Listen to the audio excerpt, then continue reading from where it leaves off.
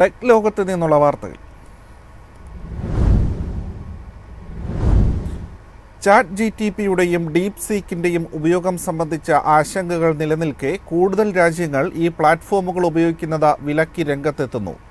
Deep seek അമിതമായി വ്യക്തിഗത data ശേഖരിക്കുന്നുവെന്ന് ദക്ഷിണ കൊറിയൻ ചാരസംഘടനയായ നാഷണൽ ഇൻ്റലിജൻസ് സർവീസ് ആരോപിച്ചു.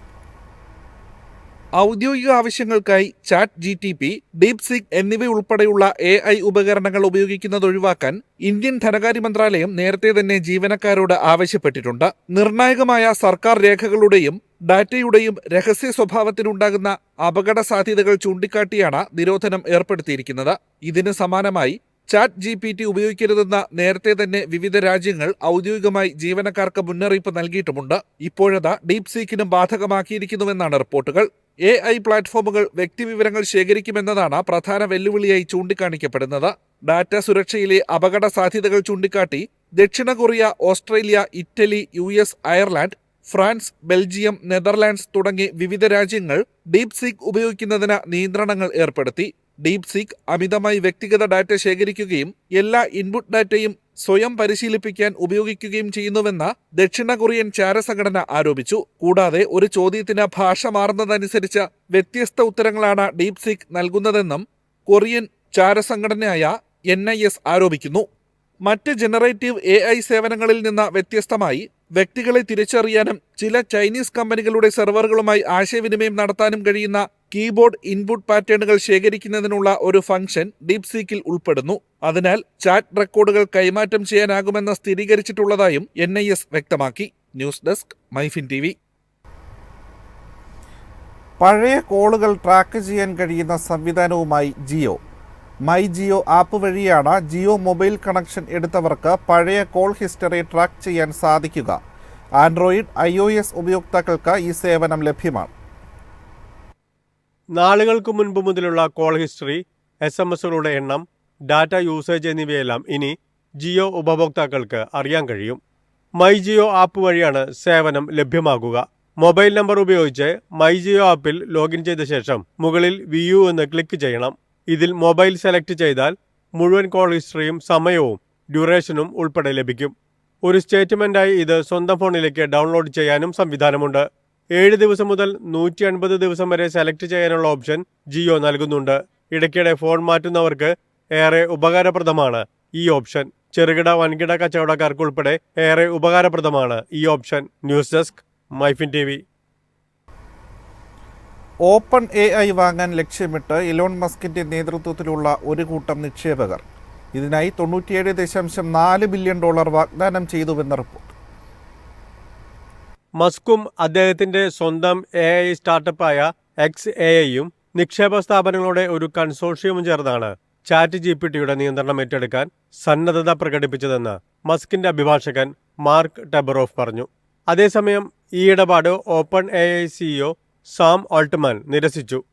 2015 ഓപ്പൺ AI ആരംഭിക്കാൻ സഹായിക്കുകയും പിന്നീട് ആര് നയിക്കണം എന്നതിനെ ചൊല്ലി മത്സരിക്കുകയും ചെയ്ത മസ്കും ആൾട്ട്മാനും സ്റ്റാർട്ടപ്പിന്റെ ദിശയെ ചൊല്ലി ദീർഘകാലമായി തർക്കത്തിലായിരുന്നു. 2018 മസ്ക് ഓപ്പൺ AI ബോർഡിൽ നിന്ന് രാജിവെക്കുന്നത്. ആദ്യകാല ഓപ്പൺ AI നിക്ഷേപകനും ബോർഡ് അംഗവുമായ മസ്ക് ആർട്ടിഫിഷ്യൽ ഇന്റലിജൻസ് കമ്പനിക്കെതിരെ ആദ്യം കാലിഫോർണിയ സ്റ്റേറ്റ് കോടതിയിലും പിന്നീട് ഫെഡറൽ കോടതിയിലും കഴിഞ്ഞ വർഷം കേസ് കൊടുത്തിരുന്നു. ഒരു ലാഭേച്ഛയില്ലാത്ത ഗവേഷണ ലാബ് എന്ന നിലയിൽ അതിന്റെ സ്ഥാപക ലക്ഷ്യങ്ങളെ വഞ്ചിച്ചുവെന്നാണ് മസ്കിന്റെ ആരോപണം. News desk, MyFin TV.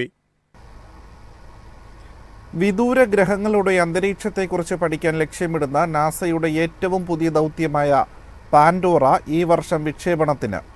ദൗത്യത്തിൻ്റെ പ്രവർത്തനങ്ങൾക്കാവശ്യമായ ഘടന, ഊർജം, മറ്റ് അവശ്യ സംവിധാനങ്ങൾ എന്നിവ നൽകുന്ന സ്പേസ് ക്രാഫ്റ്റ് ബസിൻ്റെ നിർമ്മാണം പൂർത്തിയായി. ഇലോൺ മസ്കിന്റെ ഉടമസ്ഥതയിലുള്ള സ്പേസ് എക്സിന്റെ സഹകരണത്തോടെയാണ് പാൻഡോറയുടെ വിക്ഷേപണം. ഏറ്റവും പുതിയ എക്സോപ്ലാനറ്റ് ദൗത്യമായ പാൻഡോറ വിക്ഷേപണത്തിലേക്ക് ഒരു പടി കൂടി അടുത്തതായി നാസ പ്രഖ്യാപിച്ചു. പാൻഡോറ വിക്ഷേപണം അടുത്തെന്നും ബഹിരാകാശ പേടകത്തിന്റെ തലച്ചോറുകൾ ഉൾക്കൊള്ളുന്ന സ്പേസ് ക്രാഫ്റ്റ് ബസ് പൂർത്തിയാക്കുക എന്നത് ഒരു വലിയ നേട്ടമാണെന്നും നാസ വ്യക്തമാക്കി. വിദൂര ലോകങ്ങളെയും അവയുടെ അന്തരീക്ഷത്തിന്റെ ഘടനയെയും കുറിച്ച് പഠിക്കാൻ ശാസ്ത്രജ്ഞരെ പാൻഡോറ സഹായിക്കും.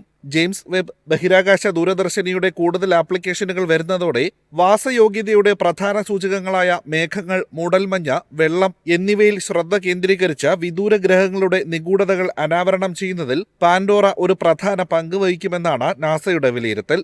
നിലവിലുള്ള ദൂരദർശിനികൾ അവശേഷിപ്പിക്കുന്ന വിടവുകൾ നികത്തുക എന്നതാണ് പാൻഡോറയുടെ പ്രധാന ലക്ഷ്യം. ഗ്രഹസംക്രമണങ്ങളുടെ ദീർഘകാല നിരീക്ഷണങ്ങളിൽ ശ്രദ്ധ കേന്ദ്രീകരിക്കുന്നതിലൂടെ പ്രപഞ്ചത്തിലെ ഗ്രഹങ്ങളുടെ രൂപീകരണം, പരിണാമം, സാധ്യതയുള്ള ആവാസ വ്യവസ്ഥ എന്നിവയെക്കുറിച്ചുള്ള അറിവ് മെച്ചപ്പെടുത്തുന്നതിന് എക്സോപ്ലാനറ്റ് മോഡലുകൾ പരിഷ്കരിക്കാൻ പാൻഡോറ ശാസ്ത്രജ്ഞരെ സഹായിക്കും. News desk MyFin TV. IPOയ്ക്ക് തയ്യാറെടുത്ത് quality power electrical equipments limited. February 14 മുതൽ 18 വരെയാണ് IPO നടക്കുക. ആഗോളതലത്തിൽ electrical power connectivity, energy transition മേഖലകൾക്ക് ഉയർന്ന വോൾട്ടേജിലുള്ള ഇലക്ട്രിക് ഉപകരണങ്ങളും ഊർജ്ജ സാങ്കേതിക വിദ്യകളും ലഭ്യമാക്കുന്ന ക്വാളിറ്റി പവർ ഇലക്ട്രിക്കൽ എക്യുപ്മെന്റ്സ് ലിമിറ്റഡിന്റെ പ്രാഥമിക ഓഹരി വിൽപ്പന ഫെബ്രുവരി 14 ആരംഭിക്കും. 18 വരെ നടക്കുന്ന IPOയിൽ 225 കോടി രൂപയുടെ പുതിയ ഇക്വിറ്റി ഓഹരികളും പ്രമോട്ടർമാരുടെ 1,49,500 ഇക്വിറ്റി ഓഹരികളുടെ ഓഫർ ഫോർ സെയിലുമാണ് ഉൾപ്പെടുത്തിയിരിക്കുന്നത്. 10 രൂപ മുഖവിലയുള്ള ഓഹരി ഒന്നിന് 401 രൂപ മുതൽ 425 രൂപ വരെയാണ് പ്രൈസ് ബാൻഡ് നിശ്ചയിച്ചിരിക്കുന്നത്. കുറഞ്ഞത് 26 ഇക്വിറ്റി ഓഹരികൾക്കും തുടർന്ന് 26ന്റെ ഗുണിതങ്ങൾക്കും അപേക്ഷിക്കാം. പാൻഡോമത് ക്യാപിറ്റൽ അഡ്വൈസേഴ്സ് പ്രൈവറ്റ് ലിമിറ്റഡാണ് IPOയുടെ book running lead manager. News desk MyFin TV.